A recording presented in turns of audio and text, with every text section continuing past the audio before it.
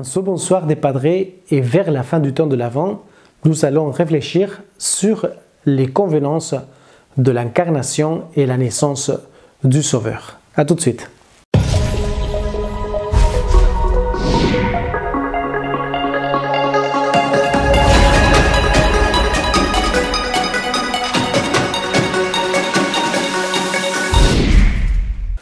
Alors nous sommes à quelques jours de fêter Noël. Et comme vous le savez très bien, il y a plusieurs signes, plusieurs symboles qui nous rappellent l'approche de ces fêtes. Les lumières dans les rues, les lumières aussi à la maison, les repas en famille, les cadeaux pour les enfants, etc. Mais est-ce que c'est ça en fait le sens de Noël? Ou est-ce qu'on oublie vraiment qui est le centre de cette fête? Parce que je vous rappelle, Noël signifie naissance. Et nous fêtons, nous les chrétiens, la naissance de notre Sauveur. C'est pour cela que je juge qu'il est très nécessaire de pouvoir réfléchir sur l'importance de ces fêtes pour ne laisser pas voler la fête principale de nous les chrétiens, c'est la naissance de notre Sauveur. Alors, pour approfondir sur ce mystère, parce que c'est un grand mystère, j'ai pensé à vous parler sur l'incarnation et la naissance, c'est-à-dire la convenance. Est-ce qu'il était nécessaire, est-ce qu'il était convenable que le Fils de Dieu se fasse chair comme nous? Alors, en ce bonsoir de Padre, je vais essayer de vous expliquer rapidement les convenances de l'incarnation. Alors, nous pouvons dire à juste titre qu'il n'y a pas de plus grand mystère que celui de l'incarnation et de la naissance de notre Sauveur. Lorsqu'on considère par exemple l'incarnation du côté de Dieu, c'est incroyable de méditer à un tel Dieu qui s'est incliné en fait et se donne le plus possible à l'homme. Il s'est penché en fait sur nous. Mais c'est aussi incroyable de considérer l'incarnation du côté de l'homme qui est porté à s'unir le plus possible à Dieu. Et de tout cela, on pourrait dire tout simplement que l'incarnation est très convenable.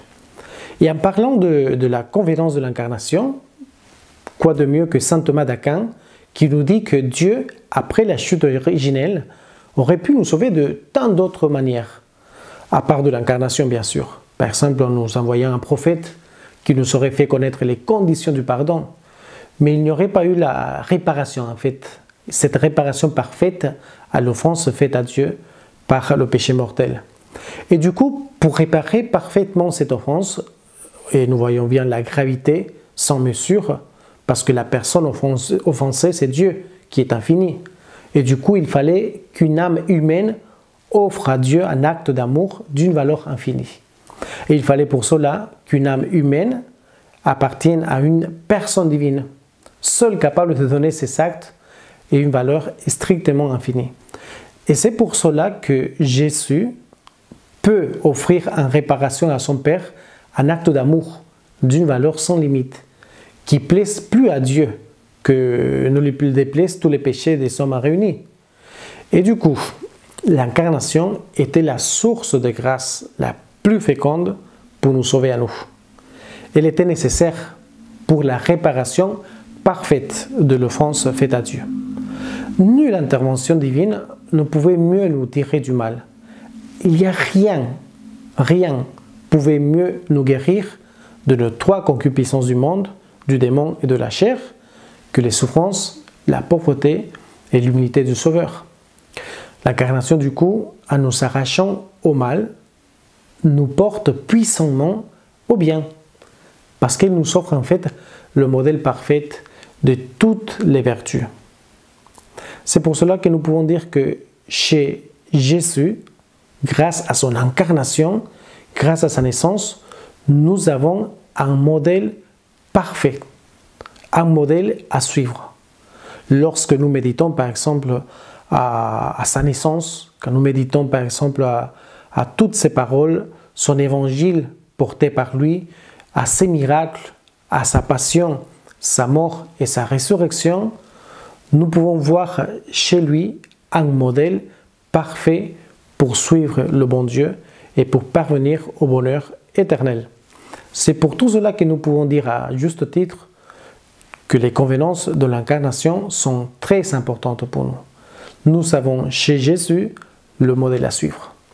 Je vous invite à contempler la crèche, à méditer si vous avez une petite crèche à la maison que vous savez monter, ou si vous allez dans vos églises, dans vos paroisses.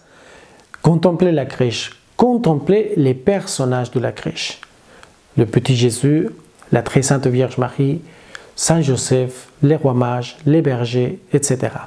Parce que la crèche nous porte en fait sur ce miracle, ce mystère qui est si grand et si beau que c'est la naissance de notre Sauveur. Alors je vous souhaite à vous tous un très joyeux Noël et je vous invite toujours à approfondir davantage sur ce mystère si important et si beau que c'est le Seigneur qui s'est penché sur nous, sur notre nature, sur nous-mêmes pour nous sauver et nous guérir. Que Dieu vous bénisse et à bientôt.